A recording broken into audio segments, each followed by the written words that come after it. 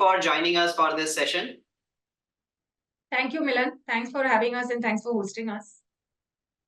It's a pleasure. So, Meeta, before we dive into the questions related to the NFO, I would like to give our viewers some background about you. So, Meeta Shetty has over 16 years of experience in the capital markets and has a strong expertise in pharma sector research.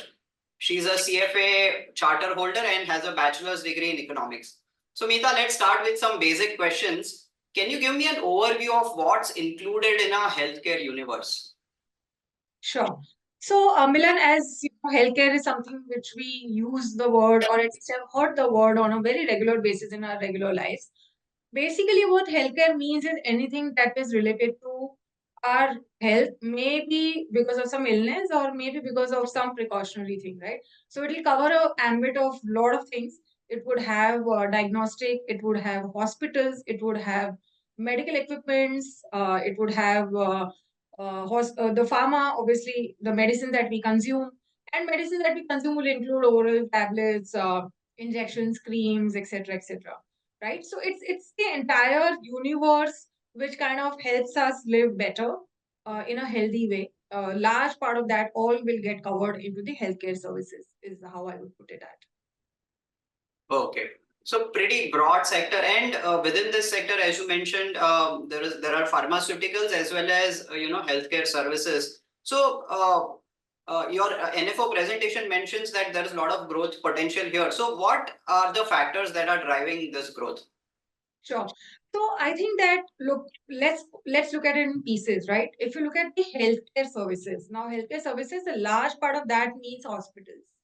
Now, if you look at hospitals in India versus what we see globally in terms of our doctor coverage or our number of beds per patient, we are way below the global average numbers.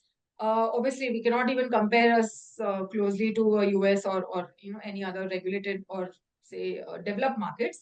But I would say that we are far below meaningfully, and we have a long runway of growth. Today in India, these facilities are now starting to get available to the even the lower breadth of the population in terms of income wise. But I think that still we need a lot more work to be done. And what that would eventually mean is that the growth rates for this sector will continue to remain in at least the projections by the broad agencies tell us that this hospital segment itself will continue to grow at about 10-11% for the next few years. And I think that this can actually continue beyond these few years also. I mean, the analysis says till 26, if you look at the documents that we would be sharing for the NFO. But I think there is a runway that this can continue to grow for multiple years, even post that. Even if you look at governments, spend on infra or the healthcare infra, I mean, it's actually very small. Even on the insurance side, government has been trying to do a lot more with Ayushman Bharat and such policies to cover a large part of population into these, policies. But I think a lot of work needs to be done. If you look at the healthcare spend from GDP percentage perspective, India today is roughly at about 3.5% or so. And if you look at the global average, that's about at 10%. US sits at about 16, 17 odd percentage. So we are way too smaller in terms of what even government spends on us as a healthcare or say overall as a healthcare service. So I think all of this tells us that, we have a very long runway for the healthcare services. Now look at the pharmaceutical side of it, right? Now, pharmaceutical side of it, one is obviously that penetration wise, yes, we have been trying to grow, and we are trying to see that the medicines reach at every corner of the country. But still, there is some lag there. We are close to about $30 billion industry. When I say 30 billion, this is the amount of medicine that we consume as Indians. Another 30 odd $billion is what we manufacture and then we export it outside. Now, this $30 billion market, if you look at the growth rate, it has been in the range of about 7 to 11%. About a decade back, we were growing at 13 odd percentage, and then it's been sliding down because of the size. But even now, we are around 7-8% ballpark number, right? And if you look at our lifestyles, the way they are changing, sedentary lifestyles, the stress that we all have, and the intent to live a more healthier and a longer life. All of these means that the consumption of medicines is going to be there, and it's going to get, it's going to keep growing. The second aspect is the supplements, right? I mean, COVID taught all of us that we need supplements to support our body to be, more to increase our immunity and be stronger, etc. That culture is also gradually kind of, getting inbuilt and it's getting inculcated. So I think this also would mean that we live longer and healthier. So I think all of these are broad drivers for the pharma industry as well. Now, as I said, half of it is we manufacture and we send outside. Even if you look at that bucket, today India has the largest number of FDA approved plants outside US, right? So US has roughly about 800 odd plus kind of FDA approved plants. And the second largest country is India with about 600 plus. Now we have that capability. We've kind of built that, over the last 2 decades. And the third country is far way smaller, about 100 odd plants or so. So that kind of shows the strength that we have built in manufacturing, and it will keep growing because the world is also seeing an increase in whatever, health focused, living longer and healthier.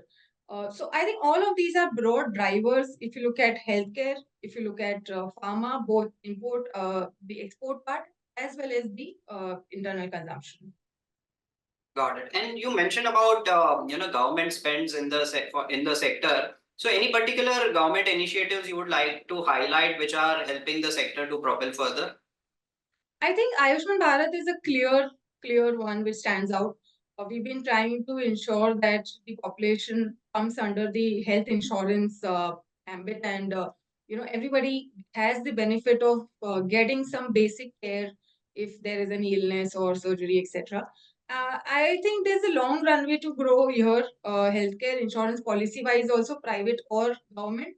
I think India has barely scratched the surface. If you look at the US, almost out of 33 odd crore population, 30 crore are actually insured, and a lot of it is borne by the government. I mean, in India, we are barely scratching the surface, as I said. So I think government is trying to do, but I would say that there will be growth both in the government side as well as on the private side. So insurance, at least on the health side, is definitely looking pretty good. Hmm. While there are inherent factors that are driving growth for this particular sector, but it's a highly regulated sector as such. So do you see that as a challenge for maybe a small and mid-sized players in the industry? So I think, look, Milan, this is going to be an event-specific thing. Every 4 years, at least, FDA tries to come every 4 year and tries to inspect the plant. Obviously, this number keeps changing, and sometimes they don't come for a much longer time as well. But the intent is very clear. They want to ensure that the quality of medicines that are entering the market in the US are to the standard that they want it to be, right? So this is an event, and it will keep probably, this is a risk that we all have to kind of live with in terms of investing in this sector. But you have to also remember the fact that like as I was saying, that US FDA approved plants are almost 600 and plus. But if you look at the kind of warning letters or the import alerts that eventually leads to an impact on the revenue for these companies, the number of those are not completely an outlier when you compare it to other countries. In fact, number of those letters versus the number of plants are issued be far more meaningfully lower. So I'm not trying to say that it's good or bad. I'm just trying to say that this is an event risk, but numbers don't alarm us in terms of our quality standards, is what I'm trying to say. Fair point. And finally, if you could throw some light on the upcoming NFO of Tata Nifty Mid-Small Healthcare Index Fund. If you Sure. share some specifics about it. Sure. So this is an index which we are trying to create, keeping only the mid and small companies in mind. So we have taken the list of Nifty 400 stocks. So we've removed the 100, the larger ones actually out of this. Out of that 400, whatever is falling in the pharma and healthcare space, this index is largely based from those names basically. So out of those 400 names of Nifty 400, we have chosen stocks according to the market of free float, market cap, and their weightages have been decided accordingly. We have ensured that there's not too much of lumpiness in terms of weightages. So we have capped the highest weight at 33% and top 3 at 62. So this allows us some diversification there.